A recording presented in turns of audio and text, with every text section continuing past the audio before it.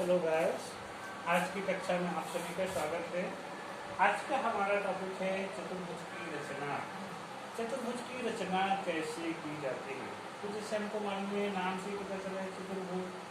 चतुर्भुज माने ऐसी आकृतियाँ जो चार भुजाओं से घिरी हो या चार भुजाओं से बंद हो, उस आकृति को हम चतुर्भुज कहते हैं। तो ये इस प्रकार की चार भुजाओं से घिरी आकृतियों की माने अर्थात चतुर्भुज की रचना के लिए आवश्यक अवयव क्या क्या है? ऐसी कौन कौन सी अवयव है जिसके लिए रहने पर हम चतुर्भुज की रचना कर सकते हैं? क्या हमको केवल चार ही भुजा दिए हैं और हम चतुर्भुज की रचना कर सकते हैं? तो देखिए, अगर आपको केवल चार ही भुजा दिए हों तो आप इतनी आसानी से चतुर्भुज की रचना नहीं कर सकते। उसके लिए विशेष ज्ञान की आवश्यकता होती है। सामान्य तौर पर हम नहीं कर सकते। सामान्य तौर पर हमको चतुर्भुज की रचना के लिए 5 अवयव आवश्यक होते हैं। तो वो जो 5 अवयव है वो आवश्यक कौन कौन से होते हैं? देखिए, जैसे यहाँ पर देखिए, ये चतुर्भुज मैंने बनाया है। इसमें ये चार भुजा की, पहली भुजा है 5, दूसरी है 4, तीसरी है 4.5, चौथी है 3.5। पहली भुजा मैंने ए से बी 5, बी से सी 4, सी से डी 4.5, ए से डी 3.5। तो इस प्रकार से चार भुजा दिए हो। अब देखिए, अब एक तो मैंने कहा कि 5 चीजें, 5 अवयव जरूरी है। 4 अवयव तो हमको 4 भुजा होगा, और वो जो एक अवयव क्या होगा, तभी 4 और 1 5 होंगे। तो वो जो एक अवयव है वो विकर्ण होना चाहिए। अब विकर्ण होना चाहिए, विकर्ण किसे कहते हैं? तो पिछले क्लास में मतलब पिछले अध्याय में पढ़े थे हम कि विकर्ण किसी भी चतुर्भुज में किसी शीर्ष से सम्मुख शीर्ष को मिलाने वाली रेखा। जैसे देखिए, यहाँ पर मैं ये शीर्ष को ले रहा हूँ, इसके सम्मुख माने ठीक सामने जो ये जो शीर्ष दिख रहा है, इसको मिलाने वाली ये जो सीधी रेखा है, ये विकर्ण कहलाता है। तो ये एक तो विकर्ण हो गया। मान लीजिए हम दूसरा शीर्ष ये ले लेते हैं, तो इसके सामने ये डी है, ये डी के सामने ये डी है, ये दूसरा विकर्ण हो गया। तो इस प्रकार से चतुर्भुज में 2 विकर्ण होती है। पिछले अध्याय में हमने देखे थे जब हम चतुर्भुज के बारे में पढ़े थे। तो इसी प्रकार से ये जो 2 विकर्ण है, इसमें से मान लीजिए 1 विकर्ण दिए हों, अर्थात जैसे 4 भुजा और 1 विकर्ण दिए हों। ये यहाँ पर लिखा हुआ है 4 भुजा 1 विकर्ण दिए हैं, तो हम चतुर्भुज की रचना कर सकते हैं। अब मान लीजिए 4 भुजा नहीं दिए हैं, 3 ही भुजा दिए हैं, विकर्ण 2 दिए होने चाहिए। मान लीजिए आपको विकर्ण नहीं दिए हैं, ये 4 भुजा दिए हैं, तब विकर्ण नहीं दिए तो कोण दिए होना चाहिए। 4 भुजा और 1 विकर्ण के जगह में कोण दिए रहना चाहिए। 4 भुजा और 1 कोण दिए रहना चाहिए। या मान लीजिए अब कोण दिए हैं, भुजा भी दिए हैं, और भुजा मान लो 4 में दिए, 3 ही दिए हैं, कोणों की संख्या 2 होना चाहिए। 3 भुजा 2 कोण होना चाहिए। या भुजा 3 ठो भी नहीं दिए, 2 ही ठो दिए, तो कोण 3 ठो होना चाहिए। तो देखिए, सभी स्थिति में 5 अवयव होते हैं। देखिए, 4 भुजा 1 विकर्ण, 4 और 1 5, 3 भुजा 2 विकर्ण, 3 2 5, 4 भुजा 1 कोण, 4 और 1 5, 3 भुजा 2 कोण, 3 2 5, 2 भुजा 3 कोण, 2 और 3 कोण। तो इस प्रकार से जो 5 स्थिति है, इस 5 स्थिति में हम आसानी से चतुर्भुज की रचना कर सकते हैं। और एक छठवीं जो स्थिति होती है वो विशेष स्थिति। विशेष स्थिति में, विशेष स्थिति का मतलब इसमें अलग से हट करके हमको उनकी जो गुण है या उनसे संबंधित जो आवश्यक जानकारी है, उसको जुटा करके हम चतुर्भुज की रचना करते हैं। तो पहला यही है हमारा 4 भुजा और 1 विकर्ण दिए हैं, तो हम चतुर्भुज की रचना कैसे करते हैं, इसको उदाहरण से समझते। देखिए, एक उदाहरण मैंने दिया है, एक चतुर्भुज की रचना करना है जिसमें A B 5 centimetre, B C 4 centimetre, C D 4.5 centimetre, A D 3.5 centimetre और ए सी 6 सेंटीमीटर। ये 4 भुजा दिए। पहला ए से बी है 5, बी से सी है, दूसरा 4, तीसरा सी से डी है 4.5, ए से डी है 3.5, और एक तो ये विकर्ण दिए है ए सी माने ए से सी को मिलाने वाली ये जो रेखा है, ये विकर्ण ये दिए हैं 6 सेंटीमीटर।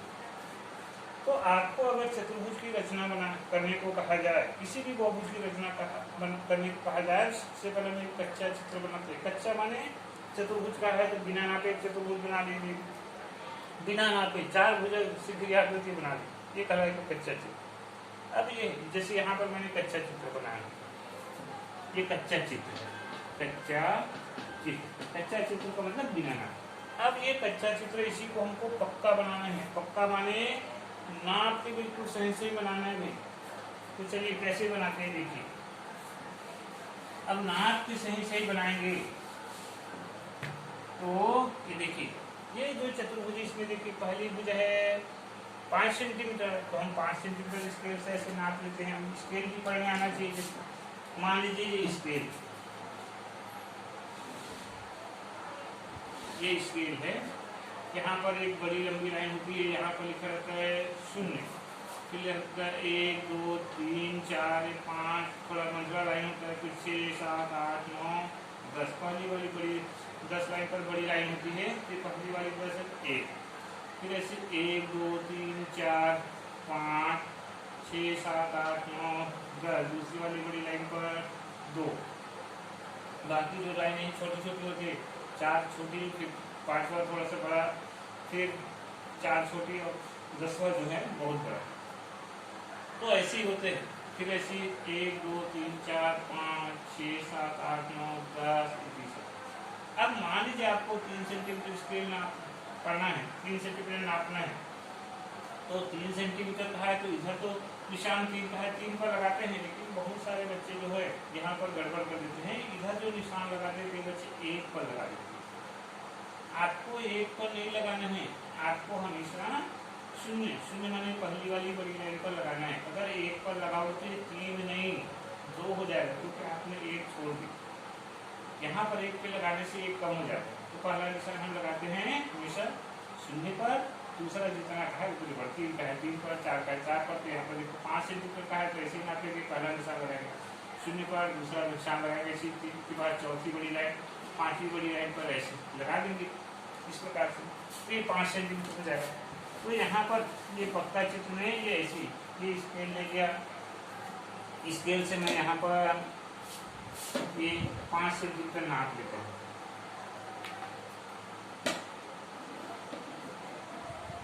ये मान लीजिए है 5 सेंटीमीटर, यहाँ से यहाँ, ये यहाँ से यहाँ तक आया, एक निशान लगाया 0 पर, इधर 5 पर, ए से बी का है, इधर लिख दिया ए और इधर A B, 5 centimetre A B B. अब देखिए हमको ये चतुर्भुज की रचना करना है, तो देखिए इसमें ये विकर्ण दिया, विकर्ण क्यों दिया है? तो अगर 4 ही भुजा दिया हो तो हम चतुर्भुज की सीधी सीधी रचना नहीं कर सकते, तो इसीलिए विकर्ण दिए। विकर्ण कम यहाँ पर क्या उपयोग है? देखो ये विकर्ण से ऊपर वाला भाग को ढक के हमको त्रिभुज दिखाई दे रहा है, तो सबसे पहले इस चतुर्भुज का निर्माण करने के लिए ये जो त्रिभुज दिख रहा है इस त्रिभुज की रचना पहले करना है। तो जिसके लिए देखो 3 भुजा दिए है, पहला है 5, दूसरा है 4, तीसरा है 6, और त्रिभुज की रचना करना हम पिछली कक्षा वाली कक्षा 7वीं पढ़े सीखे कि 3 भुजा दिए त्रिभुज की रचना कैसे करते हैं। तो देखिए इस त्रिभुज ये जो दिखाई दे रही है, इसमें पहली भुजा 5 सेंटीमीटर जो हमने ले लिया, दूसरी भुजा बी से सी है 4 सेंटीमीटर। अब 4 सेंटीमीटर कैसे लेंगे? उसको आपको सीधे सीधे स्केल से नहीं नापना है, क्योंकि स्केल में जो नापी गई मान है वो एकदम सही नहीं होती, क्योंकि हमको नापने में कभी कभी या देखने में आगे पीछे होने का डर रहता है। तो हमको 4 सेंटीमीटर नापना है, तो उसके लिए आप स्केल में प्रकार को ऐसे फैलाओ, जैसे ये पहला निशान ये रखा 0 पर, ये इस प्रकार से, और दूसरा ये 4 का है, मान लीजिए 4 से ये ऐसे 4 पर रखिए। बी से सी का है, देखो बी से सी, तो आप बी पर रखोगे और ऐसे सी के लिए 4 5, ये बी से सी 4 से। अब उसके बाद देखिए हमको ये सी के लिए हमने 4 पर दिया, सी अभी मिला नहीं, 4 पर, इसका मतलब सी जो है इसी पर कहीं पर भी मिलेगा, ये इसका मतलब है। तो अब उसके लिए देखो ये ए से सी दिया है 6 सेंटीमीटर, विकर्ण में त्रिभुज की तीसरी भुजा, पहला 5 है, दूसरा के लिए 4 5 दिया, तीसरा के लिए है 6 सेंटीमीटर। प्रकार को 6 सेंटीमीटर ऐसे फैलाओगे, ये ऐसा इस 0 पर रख के, एक पर 0 पर रख के दूसरा ऐसे फैला लेंगे, ये इस टाइप से, ये ऐसा ये एक 0 इधर रख के दूसरा ऐसे फैला लेंगे, इसके 6 सेंटीमीटर नाप लेंगे। अब देखिए ए से सी करें, ए पर ऐसे रखेंगे, सी के लिए ऐसे 4 पर, ये दोनों 4 जहां पर करते हैं यही आपका होगा सी। अब सी मिला, पहले सी नहीं मिला था, पहले तो ये था कि इस रेखा में कहीं पर भी सी हो सकता है, तो वो सी कहाँ पर हो, अब मिला, ये सी मिल गया। अब इसको स्केल से मिला लीजिए।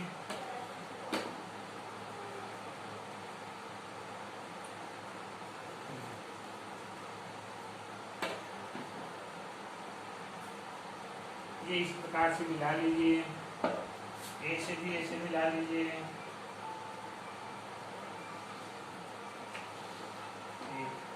ये है आपका 4 सेंटीमीटर, ये है 6 सेंटीमीटर।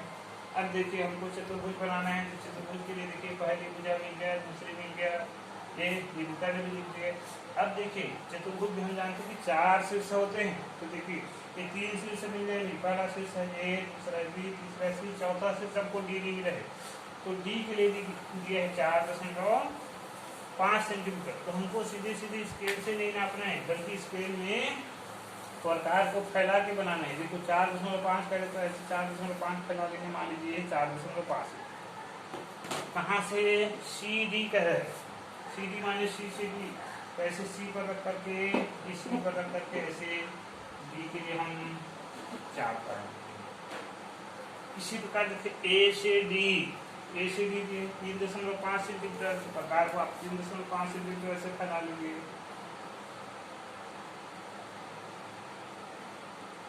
ये मान लीजिए 3.5 सेंटीमीटर हमने फैला लिया। ए से डी का ए पर रख करके ऐसे डी के लिए 4 काट दिए। दोनों 4 जहां पर कटे ये हो गया आपका बिंदु डी। अब डी को मिला दीजिए ए से,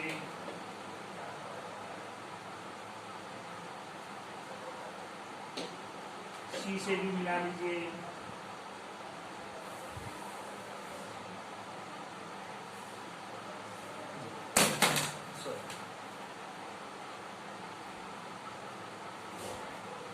तो इस प्रकार से मिला लिए। और इसके नाप लीजिए, देखिए सी से डी दिए है 4.5 सेंटीमीटर, ए से डी दिए हैं 3.5। तो ये है आपका पक्का चित्र। पक्का चित्र माने सही सही नाप करके बनाना। तो इस प्रकार से बनाते हैं, ऐसे 4 काट करके। अब देखिए चित्र बनाने के बाद हमको रचना के पद भी लिखना है। परीक्षा में कहा जाता है कभी कभी रचना के पद भी लिखिए, तो रचना के पद भी लिखने आना चाहिए। और नहीं कहा है तो लिखना जरूरी नहीं, नहीं कहा है तो नहीं लिखना है। तो रचना के पद कैसे लिखते हैं, रचना के पद, रचना के पद, रचना के पद में हम जो जो काम किए हैं उसी को हमको लिखते चलना। देखिए जैसे पहला माने सर्वप्रथम, सबसे पहला काम हमने किया, ये 5 सेंटीमीटर खींचे, कहाँ से, ए से बी, ए से बी माने ए बी बराबर 5 सेंटीमीटर।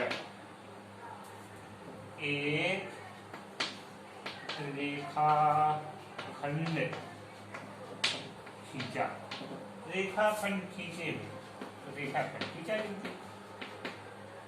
पहला काम। दूसरा काम किया हमने, ये रेखाखंड खींचने के बाद ये बी से सी के लिए 4 काटे हैं, ए से सी के लिए 4 काटे हैं। तो पहले बी से काटे हैं, बी से माने बी को केंद्र मानकर, फिर उसके बाद ए को केंद्र मानकर, तो बी और ए एक साथ लिख देता हूँ, आप चाहो तो अलग अलग लिख सकते हो।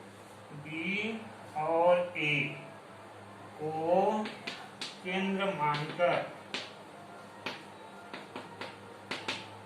ये जब भी 4 काटे तो केंद्र मान के ही काटे। तो पहले बी को केंद्र माना, उसके बाद ए को केंद्र माना, केंद्र मानकर क्रमशः माने क्रम से, पहले बी लिखे तो बी से कितना 4 सेंटीमीटर लिए तो 4, और उसके बाद ये देखो ए लिखा हूँ तो ए से हमने लिए हैं 6 सेंटीमीटर, तो 6 सेंटीमीटर पर ये हमने बी को और ए को केंद्र मानकर क्रमशः 4 और 6 सेंटीमीटर पर। सी के लिए 4 काटा, सी के लिए 4 काटा। ये 4 काटने के लिए इस प्रकार से 2 बिंदुओं से दूरी लिया जाता है अक्सर, अगर भुजाएं पहले से दे दिया है तो ये हमने 4 काट करके सी के लिए 4 काटा माने सी मिल गया। तो तीसरा काम किया, ये सी मिलने के बाद प्राप्त बिंदु ये दोनों चाप काटे, यहाँ से एक चाप और यहाँ से दूसरा, ये दोनों कटे तो ऐसे ही होगा। तो ये सी मिल गया, तो ये लिखे प्राप्त बिंदु सी को। अब ये सी मिल गया, सी को हमने बी से और ए से मिलाया, तो बी और ए से मिलाया, मिलाकर लीजिए, मिलाकर त्रिभुज बनाया। इस प्रकार से सी को हमने ए से मिलाया, बी से मिलाया, एक त्रिभुज बना। लेकिन हमको तो बनाना चतुर्भुज, अभी हमने त्रिभुज ही बनाए। तो अब चतुर्भुज के लिए हमने क्या किया, फिर चौथा काम किए। चौथा काम क्या किए, ये जो सी मिला यहीं से और इस ए से, ये डी के लिए चार काटे हैं, सी से 4.5 पर और ए से 3.5 पर। तो बिल्कुल वैसे लिख रहे हैं, सी से माने सी को केंद्र माना है, फिर ए से माने ए को केंद्र माने हैं। तो यहाँ पर लिखेंगे पुनः, पुनः माने फिर से काम किए, सी और ए को केंद्र मानकर,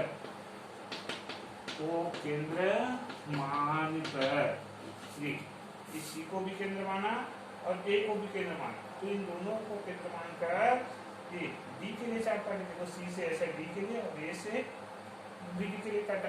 वही लिखना है आपको, पुनः सी और ए को केंद्र मानकर क्रमशः, क्रमशः माने क्रम से कितना कितना, देखो सी से कह रहे तो सी से 4.5 और ए से, तो ए से हमने लिया 3.5 सेंटीमीटर और बी के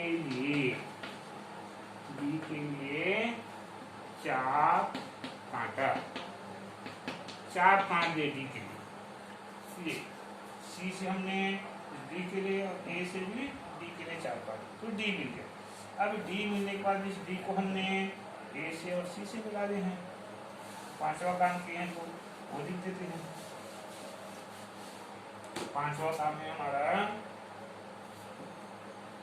पांचवा डी को सी और ए से मिला।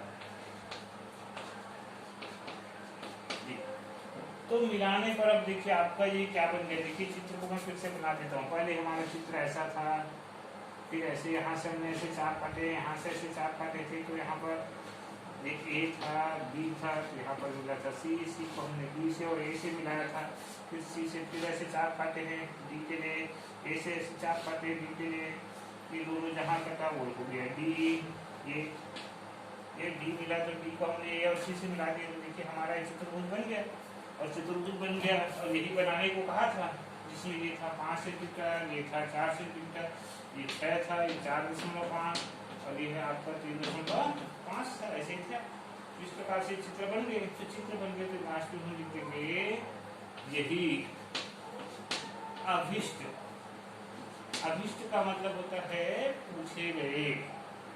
अभिष्ट माने पूछे गए। आप अभिष्ट लिख सकते हो या पूछे गए भी लिख सकते हो, दोनों में से एक लिखना, ये दोनों भी लिख सकते हैं। यही अभिष्ट या पूछे गए चतुर्भुज,